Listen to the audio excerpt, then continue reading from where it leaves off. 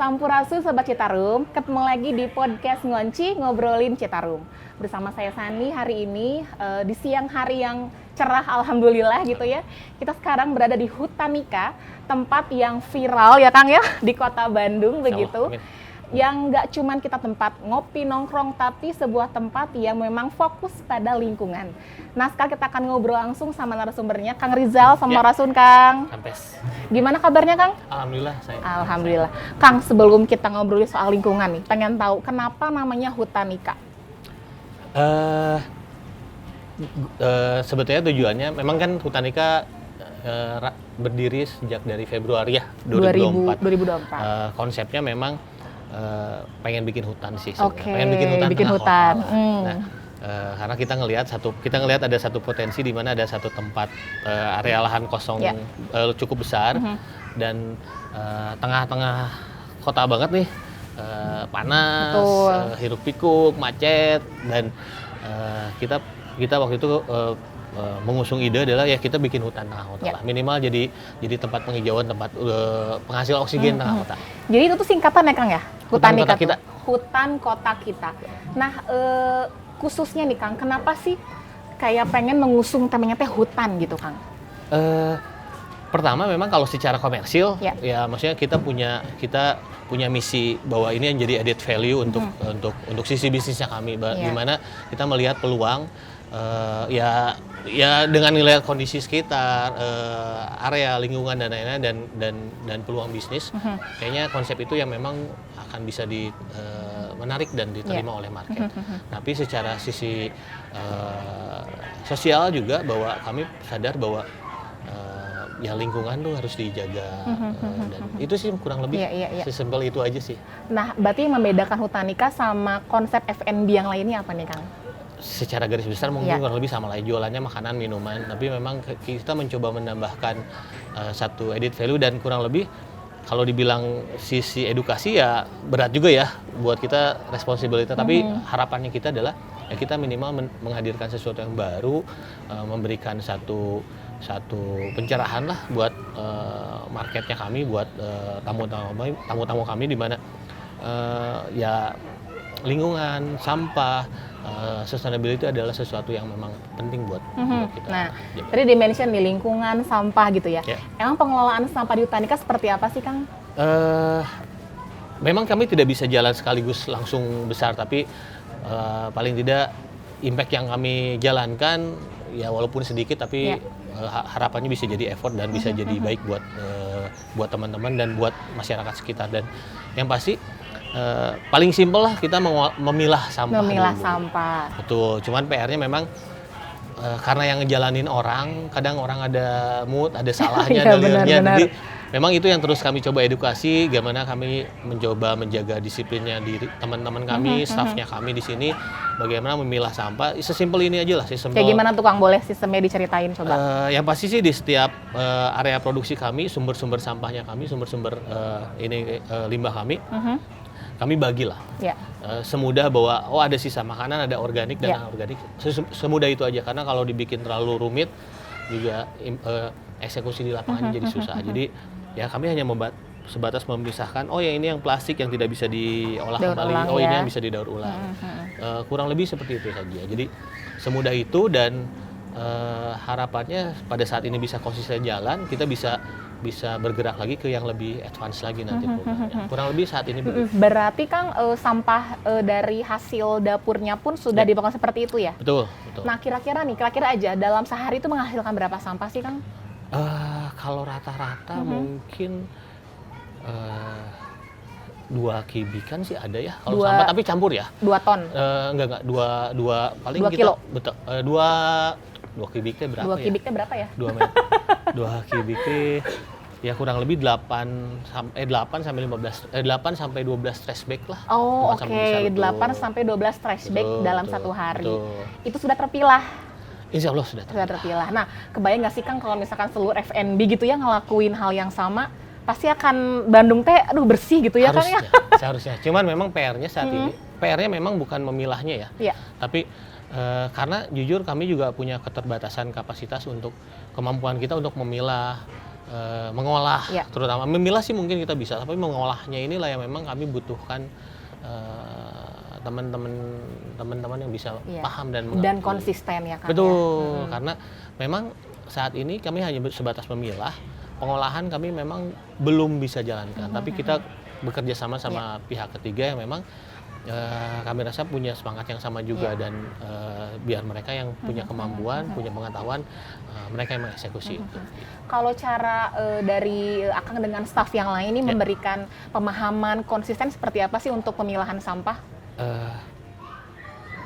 Edukasi itu pasti melalui training berkala, membagi wawasan bersama. Jadi kami beberapa kali undang narasumber juga, bagaimana sih ya simple informasi bagaimana sampah yang seperti apa yang harus dipisahkan masuk dari organik, yang non organik seperti apa. Hal-hal seperti itu kan itu yang terus kita coba jalankan, konsisten aja sih.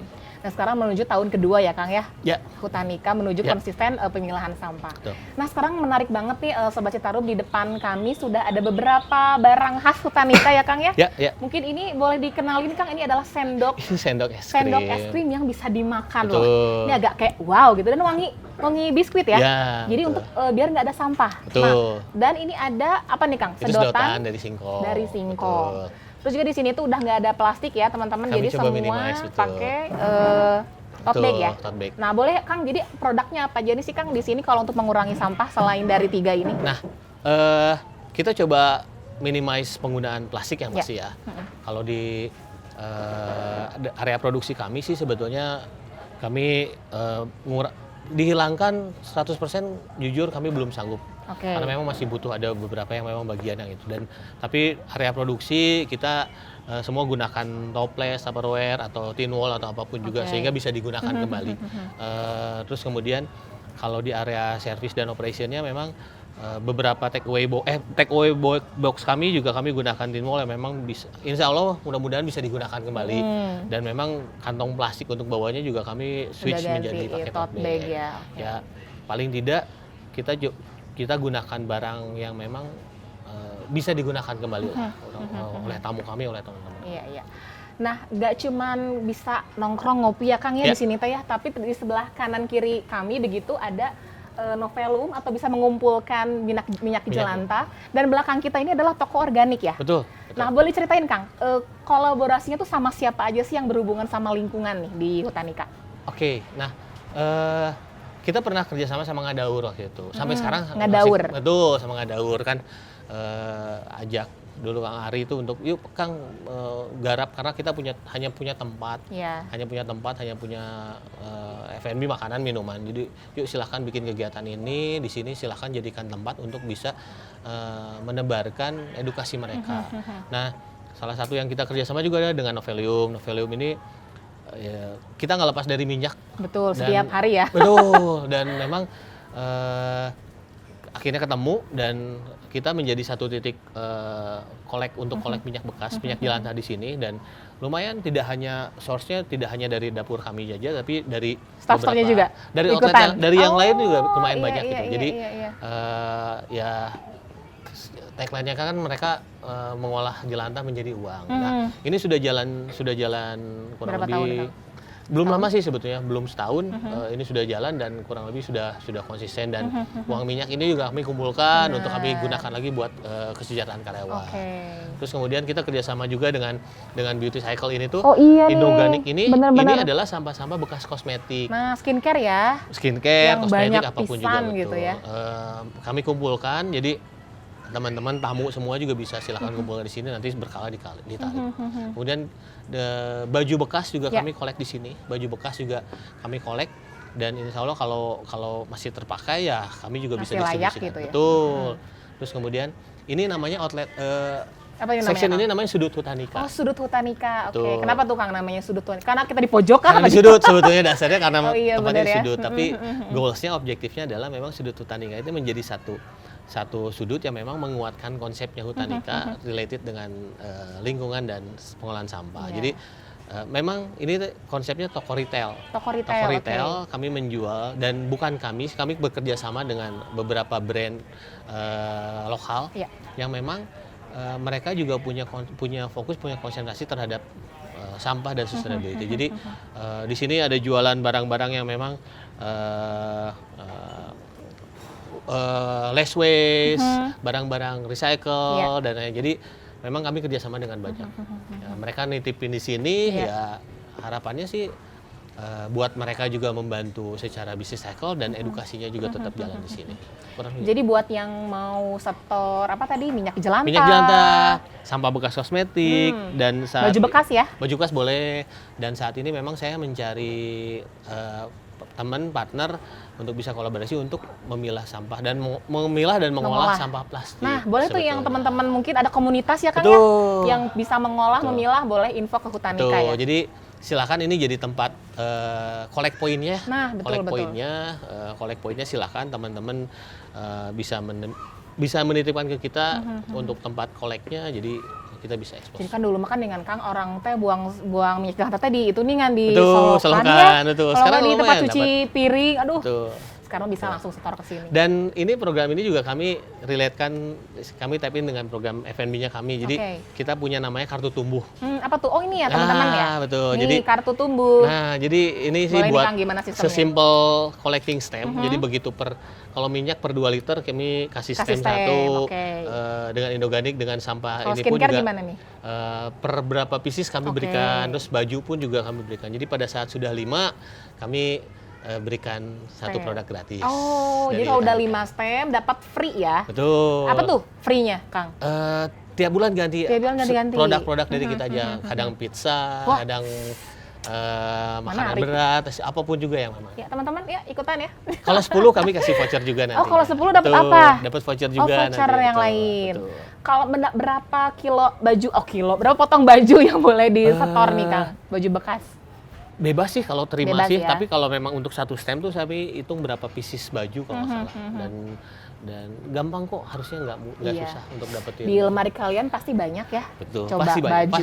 Pasti banyak dan tujuannya sih sebetulnya bukan ya ini kan hanya pemancing biar orang juga. Biar makin semangat ya. Daripada di lemari nggak jadi apa-apa ya. Jadi elap dapur, mending setor. Betul. Kang, dari semua kolaborasi ini ya Kang ya, yang paling sulit yang Akang rasa nih untuk mengedukasi teman-teman apa sih tentang pengelolaan sampah atau pengelolaan? Konsistensi mungkin ya. Jadi supaya mereka sadar bahwa itu menjadi memilah, memanfaatkan sampah itu menjadi satu gaya hidup mungkin ya. Karena kan kadang kalau diingetin baru jalan. Kalau nggak diingetin, udah korea aja.